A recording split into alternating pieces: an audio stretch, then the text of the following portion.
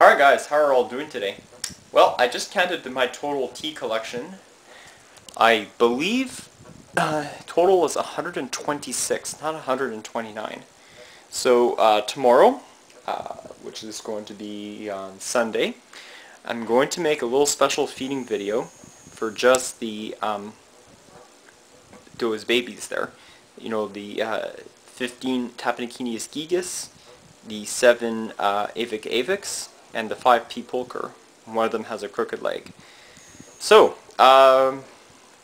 so let's look at the bird eater one more time, because now it's much more better lighting than usual. Okay, so this was again, like I said in the video, previous one, was sold to me as a salmon pink bird eater. So this is the, of course, the Lacidor Parahybana. But I'm actually kind of really skeptical if it is one. People are telling me it's a T.blondi, but it's not a T.blondi the way it's built. And it could be possibly a Nondu carapanensis, which is very, very possible. But we'll see what it is. So this is a little bit better daylight video of this one. And yeah, so the guy's supposed to pick it up on Wednesday, so hopefully it should molt. And if it is, I could try to sex it and see what actually it is, because this has got me stumped. Alright, so he's done. Oh, cool. Thought I should do a little short video of my Paraphysa species. I don't know what kind of Paraphysa it is. It is definitely a female. Drinking water, that's how they drink water. This particular Paraphysa likes a lot more humidity than most. So yeah, that's a little video of her drinking. People keep asking me how I keep high humidity for most of the high humidity required species, you know, like T. Speedy Peeps and H. lividum.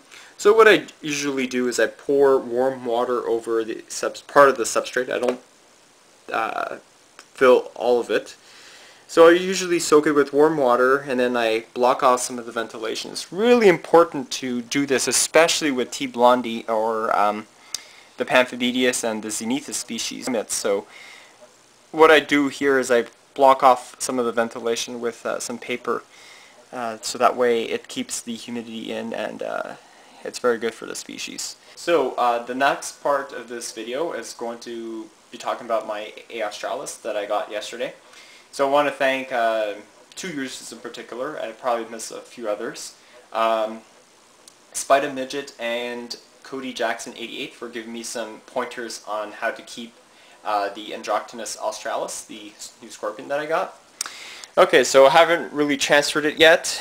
It's still the same as last time.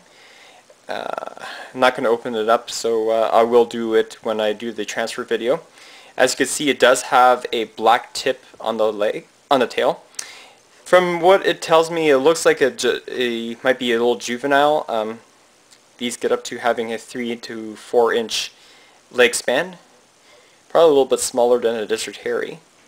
But it's actually pretty cool to own one. And to own something really potentially dangerous. Well, potentially lethal. Okay, so here is the A.australis cage that I'm preparing. So this is like a 2.5 gallon tank. I got this from a pet store. Kind of expensive, but oh well, no matter. Okay, so substrate here is sand. This one's actually packed sand. What I did to make it packed is that I took some sand and I misted it lightly with water. Then I let it dry over the sun, or the lack of, and left it to dry for about an hour or two at the most. So that way packed sand is actually pretty good. Although it's pretty heavy, it can also sustain a burrow, because from what I gathered from most of the Google care sheets, A.australis really is an obligate burrower, so he has some sand in there. So I give him a little bit larger enclosure because yes, it is a potentially dangerous scorpion and not to be messed down with, so I really gave it a little bit more space so that way I could do maintenance much more safer. So I have a little water dish, not very big, just for keepsake in case it does get water. I know most of these scorpions get their moisture from the prey that they eat. So it's always very important to get yourself a long pair of tongs, like this 10-inch pair from Exoterra. You can get this for about $10 from any pet store. Okay, so the basic way of maintaining an A. australis without getting stung, let's give an example.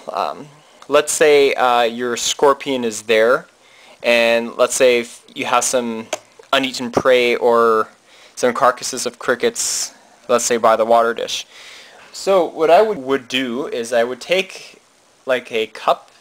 So let me find a cup. Yeah, this would work. So let's say if the scorpion is there, I would take a cup and just push it like this. So that way the scorpion cannot go towards you.